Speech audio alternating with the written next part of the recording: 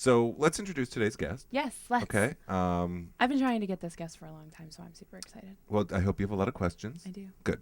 As shown by my piece of paper. Well, I looked on her website, and it's truly astonishing. She's an amazing musician and a guitarist and a singer, and now a singer and a songwriter, and certainly hailed by Rolling Stone as a guitar god, which I love, and called a genre unto herself, which actually is the most amazing quote, a genre unto herself.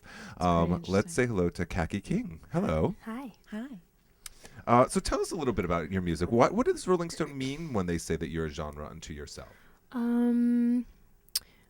I think what I do doesn't necessarily isn't really easily described by comparing it to so and so and that band or that singer songwriter, that person. Which is interesting because in a lot of the interviews I've read, you're constantly being compared to people, and I'm like, no, Well, I'm constantly being compared to people whose careers were over 20 years ago. Right. Yeah.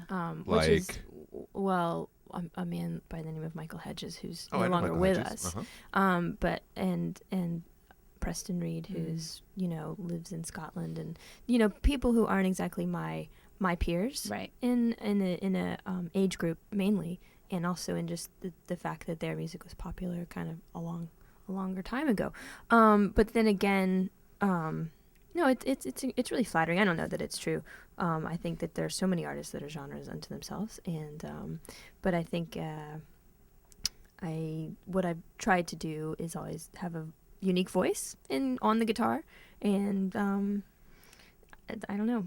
Well, speaking of voices, this is the first album that you've sung on, correct? Yeah, that I have sung on more than one song. Yes. Well, it's called Until We Felt Red, and that was a bit of a departure for you in several regards. I had done 2 solo guitar records, and they had been very successful for a solo acoustic guitar record. I mean, it doesn't really sound like something that would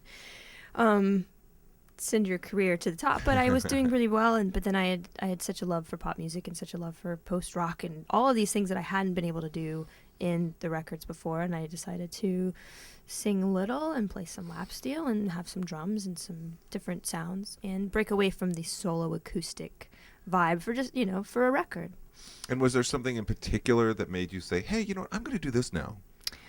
Nothing more than looking at creativity and looking at following the muse and thinking, do I have it in me to do another solo guitar record right now?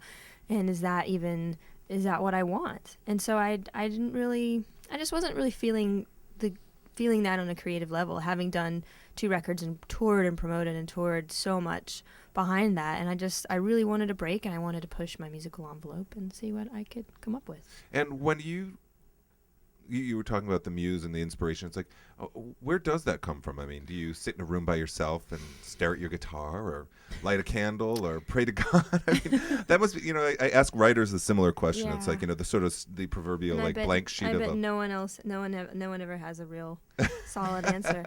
It usually involves being upset about something, possibly some Percocet, and about 4 a.m, all of a sudden I'm writing a song. I don't really. No, I'm joking about the Percocet. Well, not really. No, but really, I don't. It's not a drug-induced thing. It's never really I feel so great and happy today, I think I'm going to sit down and write an album. It's usually from a place of sadness or misery or confusion, and music always seems to be therapeutic just as a listener, and so as a writer, it's kind of my therapy as well. And when did you start playing guitar? I was 5 years old.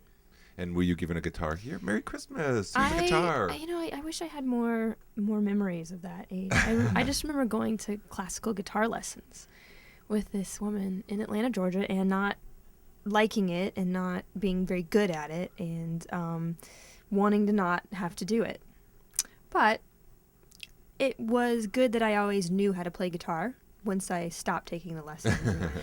This is ridiculous. It was nice that every time I saw a guitar, I could pick it up and play a little something, because when I came back around to wanting to play more and be more interested in music at 5 or 6 years later, I already had like a leg up on all the boys who were starting to play guitar for the first time.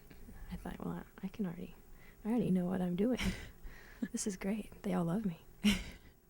And was music always a very sort of significant part of your upbringing? Yeah.